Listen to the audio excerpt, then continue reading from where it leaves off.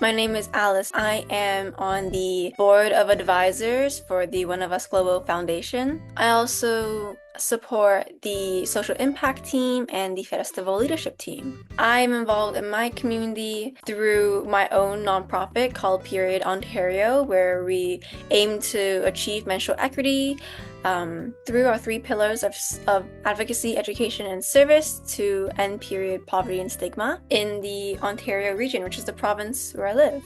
Well, from a young age, I've always wanted to create positive change. I felt like that made me happy, and it really started when I was volunteering at the hospital and I was helping in the long-term care center, and being able to see the positive impact I was able to create just by being there every day, by socializing, by talking, by learning their habits, their likes and dislikes, and how it can make a big change in somebody's life. It really inspired me to go on this journey. And so I started joining a lot of nonprofit organizations, student-run organizations, student clubs, really anything that I found interest in. And I just wanted to learn more and to be more involved and do more. My first project was actually when I was in grade 5. This is when we first were introduced to the concept of like nonprofit organizations or charity organizations, like charity drives and such. And so we were inspired by this topic in school, and we decided to start our own project to create positive change. We called ourselves Toys for Kids, I believe. We made brochures, we had announcements, we would go to different classrooms and ask for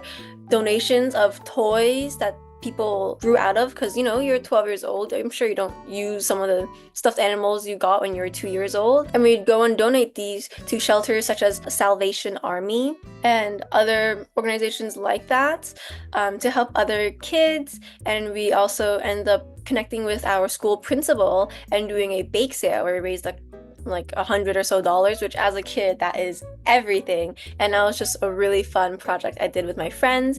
And it really goes to show how you can do anything with anything. So my favorite project is definitely Period Ontario. That is a chapter of a larger nonprofit called Period, which I started during COVID, May of 2020. I was bored, so I went on Instagram and I scrolled through to see I can just do something. What can I do? And I came across Period. And I was like, I love this. I love their mission. I love everything they're standing for. And I just applied to start my own chapter, and I did it. And it was amazing. It started me on a Google Doc, just writing away at what I wanted to do, or the best practices that I've seen from all the other nonprofits and clubs I've joined, to accumulate them into my own thing. I asked my friend who worked with another nonprofit with me to join me as my vice president. We had our first initiative, which was to make your own reusable period pads. We opened applications, and we started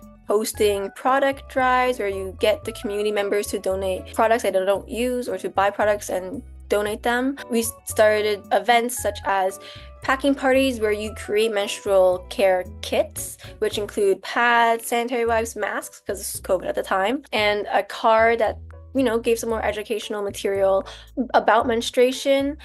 And of course, a cute little note card to give them words of encouragement.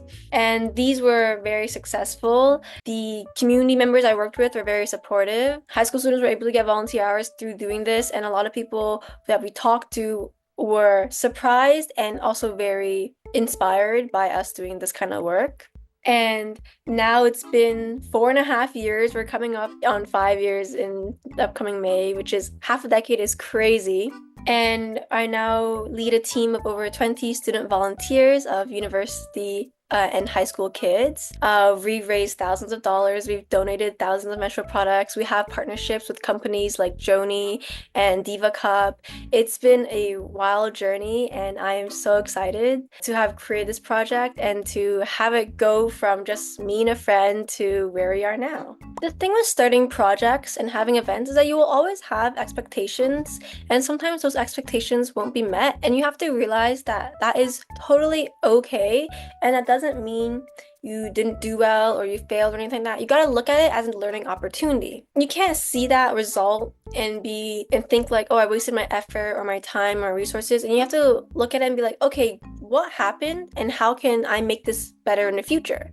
And you can always, these projects, whether or not they seem related, they have transferable qualities that you can always improve on and learn from. So it's always really important, even if you have a project that didn't go the way you wanted to, you may have gained some insight or some other idea inspired by it, and you always want to make sure you're looking forward and don't get discouraged if it happens, because how can you get better if you don't fail? In high school, I wrote a paper that was published about the effects of menstrual stigma, and one of these impacts is that there are very little policies in place to help menstruators and specifically to help impoverished menstruators. And one of these communities are the indigenous communities. These communities are often far north, the terrain may be difficult to get there, and sometimes these roads aren't even accessible by car because of during winter when they're just completely frozen over. And as a result, menstrual products in these areas are priced significantly higher. They are like, I think $40 for a box. I saw some pictures of that, and it's a crazy amount of money to be spending on pads when you're already in a impoverished community.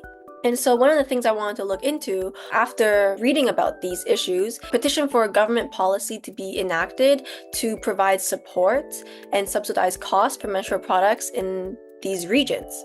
And so one of the things I was trying to do was reach out to community leaders in the indigenous space, because I myself am not indigenous, so the best thing to do is to connect with people who are, and to see if projects like this have already been started or if they have any other ideas, and just basically I wanted to support them. I wasn't able to connect with any of these people, and as a kid I didn't even know much about cold emailing or any of that stuff, so I kind of just gave up on it. But I think with the potato seeds, with their mentorship opportunities, I think that would have been vital for me to have learned and to have bounced off ideas or learn about like other ways I can look at a problem and find a solution to be able to achieve my goals.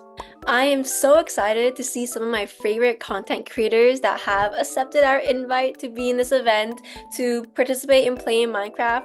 I always appreciated how people would talk about Technoblade's character traits after his death rather than his achievements, because he is so much more than just a great YouTuber or an amazing Minecraft PvPer. He's the type of person to stay up until 4 a.m. to keep his sick and injured friend company, and then when that friend tries to compliment him in front of other people, he would pretend not to hear. He's the type of person to invite others to play with him if they were to tell him that they were feeling left out. My favorite Technoblade moment is the acts of kindness that he will just generously give out to the people he cares about, and there are just way too many of these moments to pick even just one.